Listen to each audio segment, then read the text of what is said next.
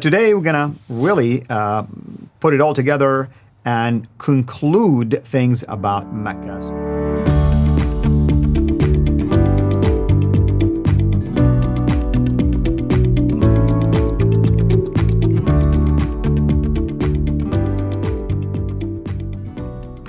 Hello everyone, this is Fadi, and I hope you're enjoying this video series on the historical criticism of early Islam. The last couple of videos we talked about the pilgrimage and we talked about some of these rituals, and I think we proved without a shadow of a doubt that almost every single step was borrowed from somewhere, and there is idolatry involved also almost at every step along the way.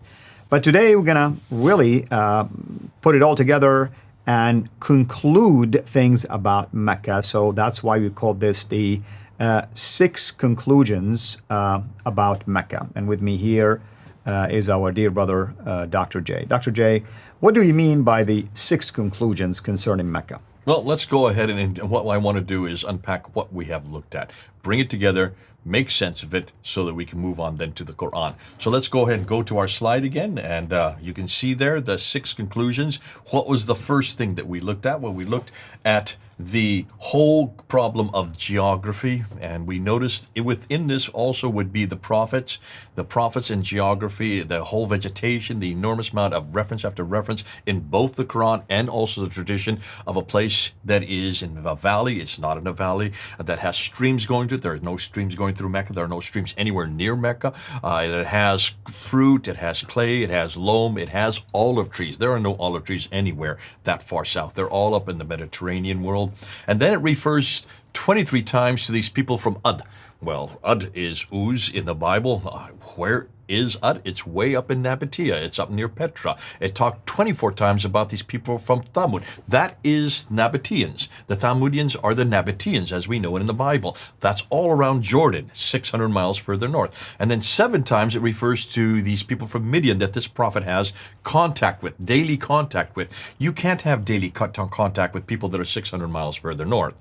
Obviously, there's something wrong. That the geography that's in the Quran just does not make sense. And so Gibson brought this up, and he wrote a book on this, Quranic Geography. You can get it. You can buy it for $15 and PDF. You go up online and just put the Quranic Geography PDF and pay your $15 to get it. Read it.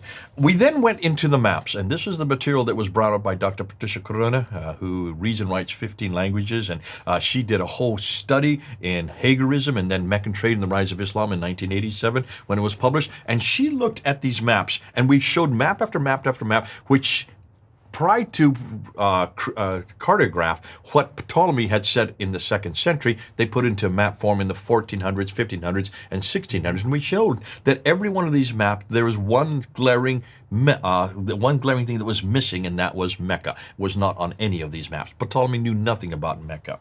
So then we went and we talked about the Qibla, and we referred to Gibson's material again, his research on all these mosques that were built as far away as Guangzhou in China and Sherman in India. And you have mosques that are built in Turkey and in Jordan and in Syria and especially in Israel. And they're all facing possibly Petra. And this is why there is a debate going on right now whether it's Petra or Jerusalem. I'm almost going with the Jerusalem. I think these are all facing Jerusalem, not Petra. They're so close together. There's just 100 miles between those two cities. But either way, I mean, it's damaging anyway. Either way, they're not facing Mecca. That's the important thing.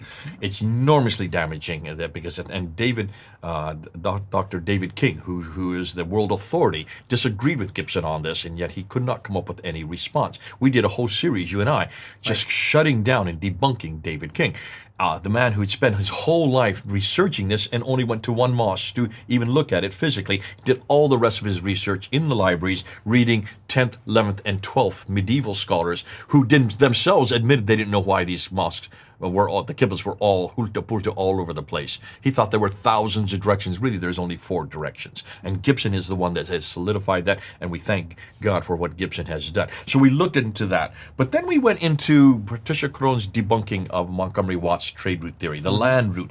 You have to find some type of importance for Mecca. For it to be that important, for it to have that type of monopoly, there needs to be something that was there to give it that monopoly. And what Montgomery Watt said it had to do with the trade. The trade is what gave it its monopoly. And he said because of the shutdown of the Persian Gulf, the warring that was happening between the Sassanians and the Byzantines, they had to redirect the trade down to Aden, up to Najd, through Sana, then to Najd, and then to Taif, down to Mecca, up to then Yathrib, to Tabuk, Khaybar, and then on up to Gaza in the north. That was that 1,250-mile trade route. And, of course, Montgomery Walk said that's why it was important. Patricia Crone comes around, looked at a map, says, you've got a problem. You have a detour to get down to Mecca. If you're up on a plateau, the Western Plateau, you have to go 3,000 feet down to get to Mecca, then come 3,000 feet back up again to get to Yathrib. From Taif down 3,000 feet, then up 3,000 to Yathrib. That doesn't make sense, especially if you've got a city that has no water and has no vegetation. If there's no water, there are no people. If there's no vegetation, there are no people. If there are no people, there are no towns, there are no cities. There are no cities, there are no civilizations, there's no history. And with one fell swoop, she eradicated. Yeah, and it doesn't make sense to have camels basically walking on rocks. It just doesn't make sense. I mean, why not on the plains of the desert? I mean, of the desert that are up above the plateau. So that makes sense. And we show those topographical maps. Remember them? We show exactly, look at visually, see how far down Mecca is. Today, there's super highways that take you up and down. You don't even notice it. But not when there were camels. It would be a huge, arduous journey to go all the way down, all through the rocks, and then come all the way back up for no reason. There's nothing there. There's no history there. So we looked at the civilizations. And remember, we looked at all those civilizations that were all surrounding all over. Not one of these people in these civilizations heard about this place called Mecca. Yet they were all in the east and the west and the north and the south. Almost a circle all around Mecca. None of them had heard of this place, and yet they were right next door. They were their neighbors. So that was curious. But Patricia Crone didn't go far enough. Remember, she said that the trade went up the Red Sea. That was the answer. It didn't go up the land route for a very good reason. If you have a sea lane there, it's so much cheaper to remain on sea. That made sense. So she showed and she said it went up the Red Sea, but she didn't realize what part of the Red Sea. So we did our own research, the Sin Sifters, and we came up and realized that if you look at the channels, the ancient channels of where the boats went, you can see the map right there, those golden lines, that is where the old boats went. Not the red one, that's where the super tankers go today. The old ones that were pushed by wind, the sails and whatnot, they were on the left side. None of the channels are on the right side. Why are all the channels on the left side? Why would you say?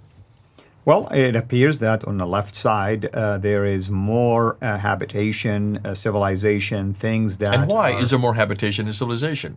I'm sure there is water and other things. It all comes down to water. One simple word. Water. You got to have water. Why is it you have all the great civilizations in Mesopotamia? Mesopotamia means between the two rivers. Mm-hmm. That's why all the great civilizations. The fertile crescent. What makes it fertile? Water. Right. You have to have water. Where there is water, there is people. There is no water on the eastern side, on the eastern coast. If there's no water, there are no cities. If there's no cities, there are no people. If there are no people, there's no civilization. If there's no civilization, there's no Mecca. And so we threw out Mecca just by simply looking at maps and looking at history. And we looked at the 5 different cities along the western coast, starting with Agilis, coming all the way up through 2 in Eritrea, 1 in Sudan, and 2 in Egypt. And they're right there 1 day sailing distance from each other. That proved that this has been going on since the 3rd century BC. Mm-hmm. Nothing on the east coast showing that Mecca no longer was important. And then we ended off with the stages. Actually, there's 5 or 6 stages. Gibson said 5. I would say there's a 6th one, and you brought the 6th one up, and that's the sacrifice. We need to bring the sacrifice into that narrative, because the sacrifice is almost as important.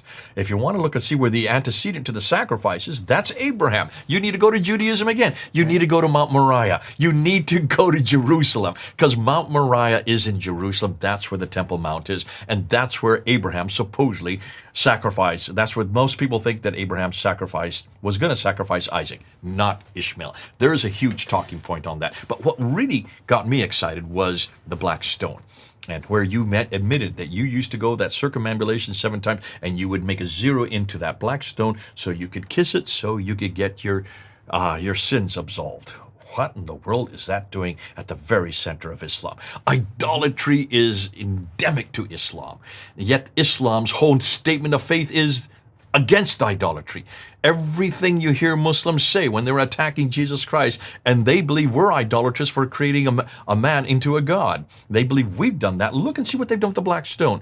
They have made one of the most idolatrous symbol of mankind, a rock, actually 8 little stones, as a place to get your sins forgiven. And all the pilgrims want to go and kiss it. It's still there today. They have to keep it there today because they have no other recourse. It's been there from the very beginning where the Kaaba was first built. So these are, if you look at every one of these, what you notice, conclusion, that though Mecca has existed, according to Islam, according to the Standard Islamic Narrative, from the time of Adam and Eve, we see that in chapter 7, verse 24, there is absolutely no evidence of it anywhere until 741.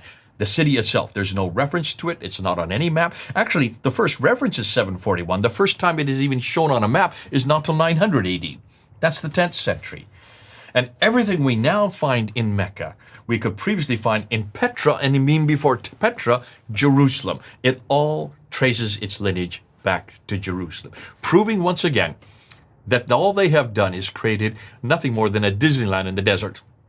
A facsimile of different traditions that have been borrowed mainly from Jerusalem, mainly from the Jews, and recreated it in a facsimile form and a much more shut down form. Totally illogical when you look and see where they put the 2 rocks or the 2 mountains right next to the Kaaba, where they put the Zamzam well right next to the Kaaba. These have to be miles away out in the desert, but they have to put them there so that they can do the rituals there.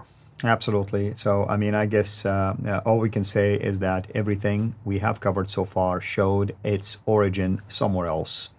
Whether it's borrowed, whether it's invented sometimes, or whether it is basically manipulated or even twisted, the story itself. All of that means that Islam is not original in any way. All it did, it just took parts and pieces from other places and just put it all together. That's why we're doing this for you. We're putting it all together to show you that that's what it's all about. Thank you, Dr. J. Thank you, everyone. Until next time, have a blessed day.